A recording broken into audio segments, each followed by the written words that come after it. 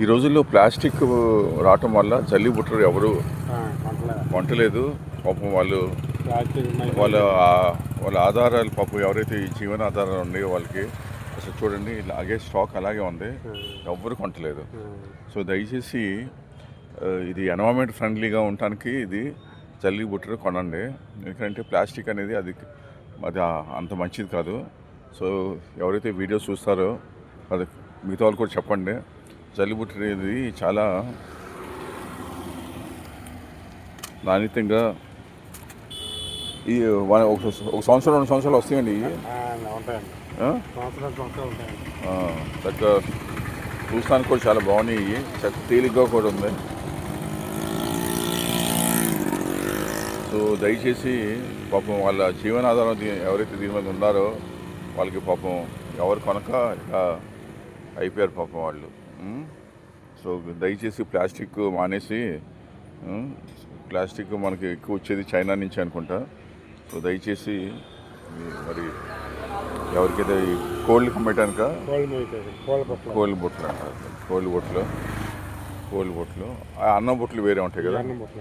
ఏదండి ఇది అన్నం బుట్ట, ఈ సిల్లుండి ఏమో కోళ్ళు, ఏమో అన్నం బుట్ట. దేనికండి? మట్టి పనులు చేస్తారు చూడండి, మట్టి పనులు రైతులు చాలా పనులు చేసుకుంటారు కదా. ఎంత అయ్యా ఒకటే? 100 రూపాయలు అన్నారు.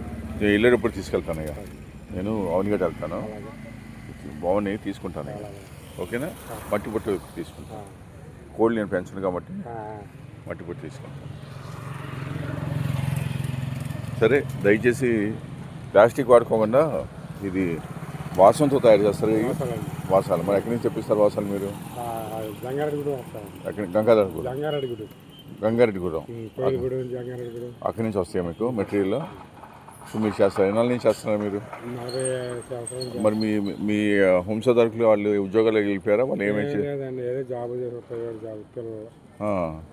ఈ పనులు లేక బెదవాళ్ళు ఏదో పనులు చేస్తారు. సో మా ఒత్తు మానేశారు.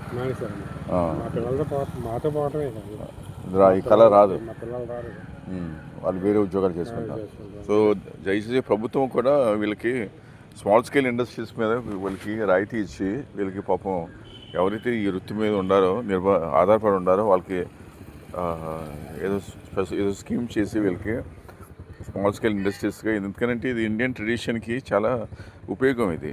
సో ఇలా ఇప్పుడు ఈయన మానేస్తే మరి దానిపై ఎవరు చేసేవాళ్ళు ఉండరు. అలాగే ప్రతి టౌన్లోనూ అలా అంతా ప్లాస్టిక్ మీద మబ్బు చూస్తే ఎవరు చేసేవాళ్ళు ఉండరు. సో ప్రభుత్వం వాళ్ళు దయచేసి దీన్ని స్మాల్ స్కేల్ ఇండస్ట్రీస్గా రికగ్నైజ్ చేసి కొంచెం ఎయిడెడ్ ఇవ్వండి వాళ్ళకి, పాపం కనీసం జీవనాధారం వాళ్ళకి.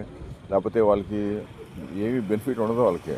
ఎవరు కొనిపోతే ఇప్పుడు ఎవరైతే ఇది నేస్తున్నారా నేయటం అంటారా నేస్తున్నారో బుట్టలు అల్లటం వాళ్ళకి పాపం జీవనాధారం పోద్ది పాపం.